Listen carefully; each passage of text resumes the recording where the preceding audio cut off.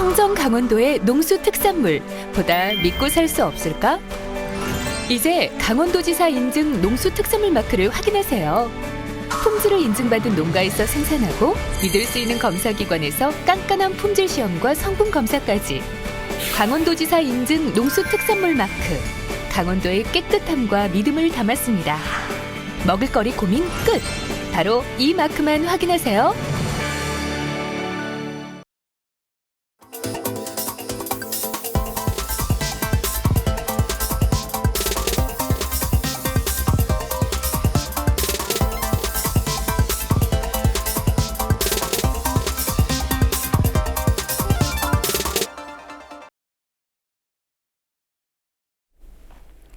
이번 20대 총선은 뒤늦은 선거구 획정과 공천 파동으로 사실상 정책 선거가 실종됐다는 평가가 많습니다. 선거를 불과 며칠 앞두고 앞다퉈 내놓은 각 당의 선거 공약들은 선심성이거나 기존 공약의 반복이라는 비판도 나옵니다. 그래서 오늘 투표의 힘에서는 각 당의 공약들을 부분별로 자세히 살펴보고자 합니다. 먼저 여야의 경제 공약 가운데 금융정책 부분을 중심으로 보겠습니다. 각 당의 핵심 공약입니다. 여야 모두 경제를 최우선으로 내세웠지만 관점은 확연히 다릅니다. 새누리당은 한국판 양적 완화를 내세웠습니다. 부유층의 소득 증대가 저소득층으로 이어진다는 낙수 효과와 중앙은행이 시중에 돈을 직접 푸는 양적 완화 정책이 기반입니다. 즉, 성장 위주의 정책입니다. 반면 야당들은 경제 민주화를 기반으로 한 분배를 강조했습니다. 더불어민주당은 더불어 성장론을, 국민의당은 공정경제를, 정의당은 소득 분배를 전면에 내세웠습니다. 이러한 경제 핵심 공약을 중심으로 각 당의 금융정책들을 보겠습니다. 새누리당입니다. 한국판 양적 완화를 내세웠습니다. 한국은행이 시중에 채권을 사들여 필요한 대상을 골라서 직접 돈을 푸는 방법입니다. 즉, 돈을 찍어낼 수 있는 한국은행의 발권력을 이용해 현 경제 위기를 해결하겠다는 겁니다. 구체적인 방안 보겠습니다. 산업은행이 발행하는 채권과 주택금융공사의 주택담보대출증권을 사들여 각각 기업과 가게를 돕는다는 구상입니다. 하지만 한국은행이 기준금리를 추가로 내릴 수 있고 활용할 수 있는 다른 정책 수단이 있어 이 정책이 필요한가에 대해서는 논란이 많습니다. 더불어 성장론을 내세운 더불어민주당입니다. 중소기업과 상인들에게 고르게 이익이 돌아가도록 하는 경제 민주화 공약입니다. 특히 이와 관련된 금융정책으로는 저소득 저신용 서민을 위한 3단계 가계부채 해소 공약을 제시했습니다. 1단계로 현재의 소액 장기연체 채권을 없애 서민층의 부채를 없애고 2단계로 소멸시효가 됐거나 임박한 금융기관 채권에 대한 관리를 강화하겠다고 약속했습니다. 마지막 단계로 개인 채무 조정을 합리적으로 바꾸고 금융 소비자 보호에 필요한 법과 제도를 정비하겠다는 방안입니다. 국민의당 보겠습니다. 양극화를 해소하겠다며 공정경제를 전면에 내세웠습니다. 이러한 방안 가운데 하나로 중소기업을 히든 챔피언으로 육성하겠다고 약속했습니다. 특히 금융정책에서는 서민금융기관을 활성화하는 방안을 제시했습니다. 즉, 새마을금고나 신협 등 지역 밀착형 서민금융기관들에게 영세 자영업자가 대부업체에서 빌린 고금리 대출을 전환하도록 유도하겠다는 겁니다. 영세 자영업자들의 부채 위험과 이자 부담을 줄이겠다는 취지입니다. 진보 색채를 강화했다는 평가를 받고 있는 정의당입니다. 소득 분배를 전면에 내세웠습니다. 특히 금융 분야에서는 서민금융과 관련된 공약들이 많았습니다. 우선 서민 주거 안정을 내세웠습니다. 국민연금을 활용해 임대주택 사업을 지원하고 전세보증보험 가입을 의무화하겠다고 약속했습니다. 전월세 상환제와 공정임대료 도입 방안도 함께 제시했습니다. 또한 저소득층의 악성 채무를 탕감하고 금융기관의 부실 채권을 규제해 가계부채를 줄이겠다고 약속했습니다. 경제정책 대결이라는 이번 총선, 논란이 되고 있는 부분들을 집중적으로 짚어보겠습니다. 먼저 최저임금 공약에 관한 도혜민 기자의 리포트입니다. 정책과 공약이 거의 사라진 이번 20대 총선. 각 정당과 유권자들의 관심을 그나마 가장 많이 받았던 공약 중 하나가 바로 최저임금입니다. 2016년 올해의 시간당 최저임금은 6,030원. 20대 총선에서 여러 정당들은 최저임금을 10,000원까지 올리자는 공약을 내놨습니다. 최저임금 공약, 비슷해 보이지만 구체적인 방법과 시기엔 조금씩 차이가 있습니다. 최저임금을 10,000원으로 인상하는 목표 시점이 가장 이른 곳은 노동당과 민중연합당입니다.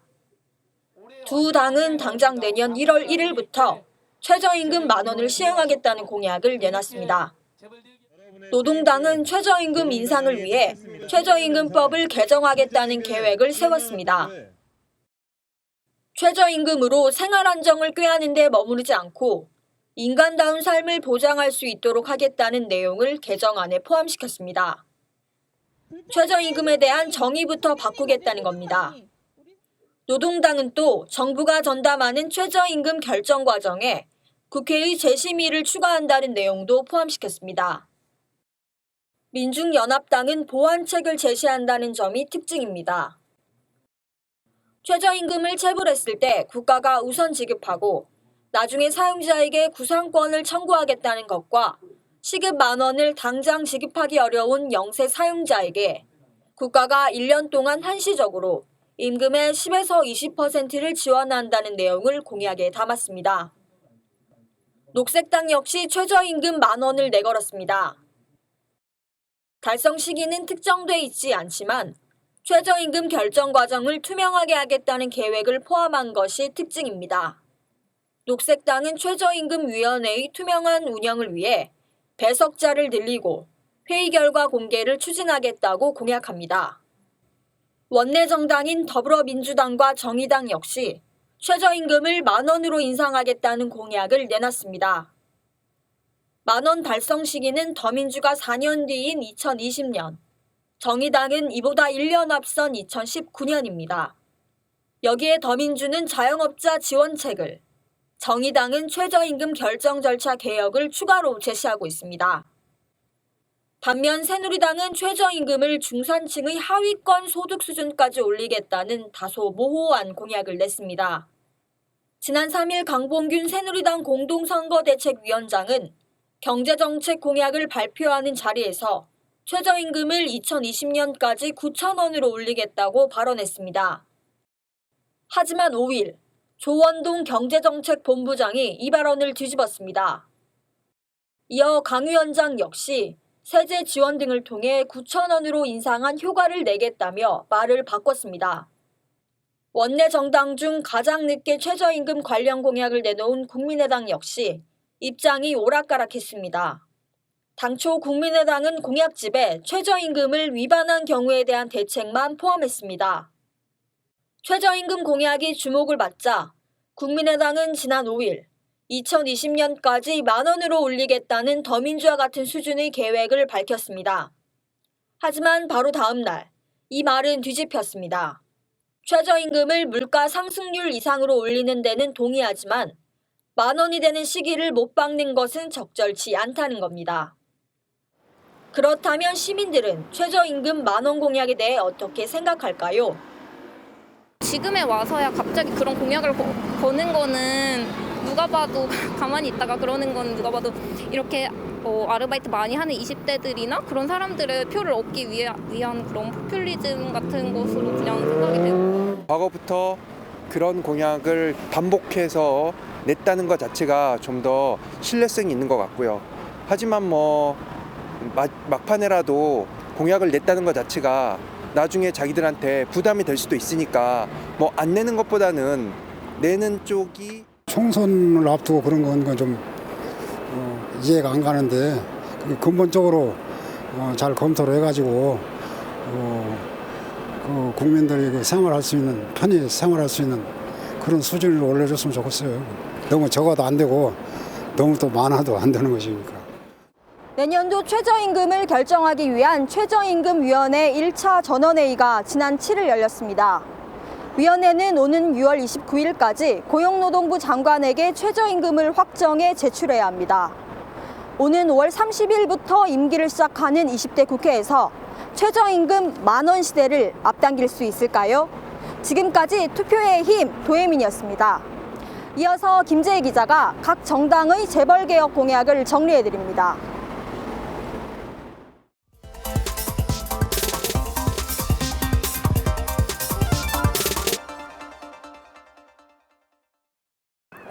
재벌개혁. 지난 19대 총선과 18대 대선에서 가장 주목받았던 경제민주화 공약의 핵심이었습니다. 서민들의 주머니 사정은 더 나빠졌는데 이번 총선 공약은 어떨까요? 경실련과 경제개혁연구소의 분석을 중심으로 원내 4당의 재벌개혁 관련 공약을 살펴보겠습니다. 먼저 총수일가가 지배하는 재벌의 지배구조를 개선하기 위한 공약들입니다. 새누리당은 재벌의 해외 계열사 현황을 의무적으로 공시하도록 하겠다는 공약을 내놨습니다.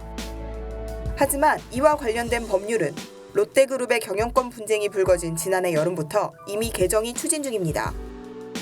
추진 중인 법안에 숟가락만 얹겠다는 셈입니다. 더불어민주당과 정의당은 비슷한 부분이 많습니다. 먼저 국민연금 등 공적 연기금이 재벌이사회에서 행사하는 의결권을 강화하고 총수일가가 적은 자본을 가지고 그룹 전체를 지배할 수 있는 구조를 만드는 순환 출자를 해소하겠다는 공약이 대표적입니다. 두 당은 총수일가의 이익을 늘려주는 대표적인 방법인 일감 몰아주기에 대한 규제 강화도 공약에 포함시켰습니다.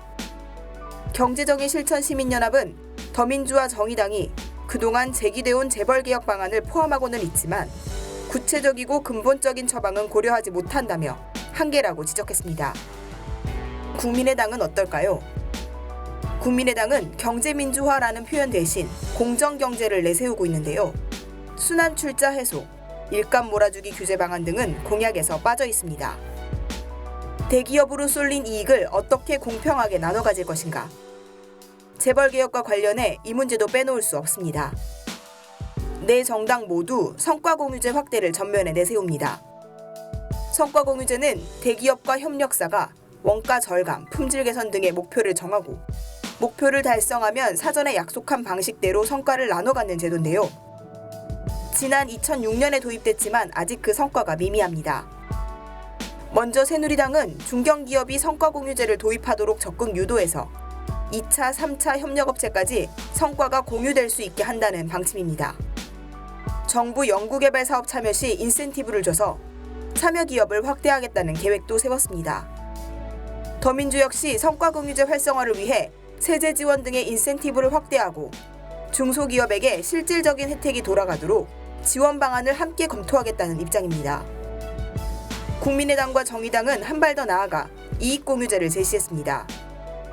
목표 이익을 달성했을 때 그 초과 이익까지 배분하는 제도인데요. 세제 혜택을 통해 역시 자발적인 참여를 유도한다는 계획입니다. 대기업과 중소기업의 상생을 위한 공약 가운데 더민주와 정의당에서만 내놓은 것도 있습니다. 중소기업만 할 수 있는 업종을 지정하는 내용입니다. 현재는 동반성장위원회가 중기 적합업종을 정해 권고하는데요. 더민주는 중소기업 적합업종 보호특별법을 제정하자 정의당은 중기 적합업종을 대폭 확대하겠다는 공약을 내놨습니다. 이른바 갑질로 불리는 대기업의 불공정 행위를 막을 방법 역시 공약에 제시하고 있습니다. 이 가운데 징벌적 손해배상제는 4당 모두가 공약하는 내용입니다. 새누리당은 가맹점에게 허위, 과장된 정보를 제공하는 경우 등에 한해 3배 이내에서 보장하도록, 더민주와 정의당은 불공정 거래 전반에, 국민의당은 하도급 불공정 행위에 대해 징벌적 손해배상을 도입하겠다고 공약했습니다. 공정거래법 강화와 관련된 공약은 더민주, 국민의당, 정의당이 내놨는데 방법이 조금씩 다릅니다. 더민주는 공정거래법 위반 시 처벌 강화를, 구체적인 내용에선 차이가 있지만 국민의당과 정의당은 현재 공정거래위원회가 독점하고 있는 전속 고발권을 폐지하겠다는 방안을 제시합니다. 대기업의 특혜를 폐지하겠다는 의지가 가장 확고하게 드러나는 지점은 법인세 관련 공약입니다. 더민주와 정의당은 이명박 정부의 감세 조치 이전 수준인 25%로 법인세를 정상화하겠다는 공약을 내걸었습니다. 재벌개혁과 관련한 원내 4당의 공약을 보셨습니다. 이 가운데 가장 부실한 공약을 제시한 정당은 어디일까요? 바로 새누리당입니다. 이번 총선 공약집에서 경제 민주화라는 단어를 단 한 차례도 언급하지 않은 새누리당은 경제 전문가들로부터 재벌개혁에 대한 관심도 의지도 없다는 평가를 받았습니다. 지금까지 투표의 힘, 김지혜였습니다. 이어서 노지민 기자가 노동 관련 공약을 설명드립니다. 각 정당이 어느 집단을 대변하는지는 노동 공약을 통해서도 드러납니다. 여야 간 차이뿐만 아니라 야당별 공약에서도 노동을 바라보는 시각에 크고 작은 차이가 있는데요. 원내 정당별 노동 공약, 먼저 새누리당부터 살펴보겠습니다. 새누리당의 공약집에서 노동이라는 단어가 등장하는 대목은 노동시장 개혁뿐입니다. 정부 여당이 추진해온 이른바 노동 4법을 통과시키고 쉬운 해고, 노동자 동의 없는 취업규칙 변경을 가능하게 하는 이른바 양대 지침을 정착시키겠다는 건데요. 이에 반발해온 노동계의 입장은 반영되지 않았습니다. 노동자의 입장에서 주목할 만한 또 다른 공약은 없을까요? 대표적인 일자리 공약 중 하나인 유턴 경제특구 설치를 살펴볼 필요가 있습니다. 유턴 경제특구는 해외에서 국내로 유턴하는 기업을 위한 경제특구를 설치하고 돌아온 기업에 세제 지원, 입지 임대 지원 등을 통해서 매년 약 50만 개의 일자리를 창출한다는 계획입니다. 경제정의 실천 시민연합이 해외 법인에서 일하는 노동자가 191만 명가량인데 그중 10%가 유턴을 해도 19만 명에 불과하다면서 현실성이 떨어진다고 지적했는데요. 여기서 주목할 내용이 유턴 경제구역을 한시적인 최저 규제 지역으로 운영하면서 기간제 근로자 사용기한 연장 및 파견 근로를 허용하겠다는 부분입니다. 이 공약이 실현된다면 해당 지역에서 일하는 노동자의 고용 안정성이 낮아질 우려가 있습니다. 더불어민주당은 이른바 좋은 일자리를 강조하고 있습니다. 전반적인 정책 기조를 보여주는 공약이 불평등 해소 목표 777 플랜인데요. 국민 총소득, GNI 대비 가계소득 비중과 노동소득 분배율을 2020년까지 70%로 늘리고 중산층 비중을 외환위기 이전 수준인 70%대로 복원하겠다는 겁니다. 더민주 공약에서 노동과 관련된 내용은 일자리 공약에서부터 찾아볼 수 있습니다. 법정 노동시간을 준수하고 실질적인 노동시간을 줄이겠다는 건데요. 현행 노동환경 개선을 통해 청년 일자리를 늘리겠다는 계획을 밝히고 있습니다. 노동시장 격차 해소를 위해서는 동일가치노동, 동일임금, 동일처우, 이른바 3동 원칙 적용, 파견 및 용역 노동자의 직접 고용 강화, 일정 규모 이상의 사업체를 대상으로 비정규직 사용 비율에 대해 부담금을 부과하는 비정규직 부담금제 도입 등을 공약했습니다. 또 저소득 노동자를 위해 지방자치단체에서부터 단계적으로 생활임금을 적용하겠다는 내용도 포함하고 있습니다.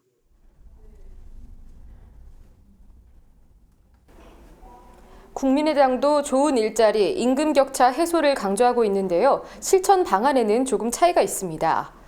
국민의당은 보호받지 못하는 90%의 노동자, 즉 노동조합에 가입돼 있지 않은 노동자들을 위해서 노동회의소를 설립한다고 공약했습니다. 상공회의소에 대칭되는 노동회의소를 설치해서 노동자의 권익을 대변하고 법률 서비스 등을 제공한다는 내용인데요. 기존 노동조합의 단결권이나 교섭권을 강화하기보다는 새로운 제3의 기구를 만들겠다는 겁니다. 비정규직 문제에 대해서는 300인 이상 사업장을 대상으로 비정규직 노동자의 사회보험료 전액을 기업이 부담하도록 하는 내용이 대표적이고요. 계약직 근로자 남용과 불법 파견 및 사내하청을 방지하는 공약도 포함됐습니다. 임금 문제의 경우 성별에 따른 임금 차별 금지, 임금 정보 공개 요구권을 보장하고 정부 발주공사의 경우 적정임금을 도입하도록 하는 공정임금 도입을 공약했습니다. 마지막으로 정의당은 원내 정당 중에서 가장 노동권에 집중한 공약들을 내놨습니다. 우선 쉬운 해고를 가능하도록 한 행정 지침을 폐기하는 한편 정리해고 요건을 강화하겠다고 공약했습니다. 이른바 노동 4법을 통해서 노동시장을 개혁하겠다는 정부 여당의 방침과는 정면으로 배치되는데요. 원내정당 중에서는 유일하게 정부 지침에 대한 반대를 공약에 명시했습니다. 임금과 관련해서는 최저임금 1만 원 달성, 성별에 따른 임금 격차 해소 등과 더불어서 공기업 및 대기업 임원에 대한 임금 상한제를 도입하겠다고 밝혔습니다. 이른바 5시 칼퇴근법, 연간 30일 이상의 유급휴가 보장 등 법정 노동시간 보장에 관해서도 강도 높은 공약을 내놨고요. 이주 노동자에 대한 노동비자 도입, 안심알바 신고센터 확대를 통한 아르바이트 권리 보호 등 노동 소외계층에 대한 대책도 눈에 띕니다. 오늘 투표의 힘에선 20대 총선에서 각 정당들이 제시한 경제 공약들을 살펴봤습니다. 아직도 어느 후보를 어떤 정당을 선택할지 결정하지 못하셨다면 오늘 전해드린 내용 외에도 또 다른 공약들을 살펴보시면 좋을 것 같습니다. 투표의 힘, 노지민입니다. 시민에게 힘이 되는 선거부정 신고 어플리케이션 시민의 눈을 소개합니다. 언제 어디서나 쉽게 부정선거 행위를 기록, 제보할 수 있습니다. 보내주신 자료는 법률가의 검토를 거쳐 언론에 보도되고 후속 조치가 이뤄집니다. 여러분의 참여가 깨끗한 선거를 만들고 주권을 지켜냅니다. 투명하고 공정한 선거를 위해 국민TV와 시민의 날개가 함께합니다. 안드로이드 플레이스토어, 아이폰 앱스토어에서 시민의 눈을 검색해 휴대폰에 설치하세요.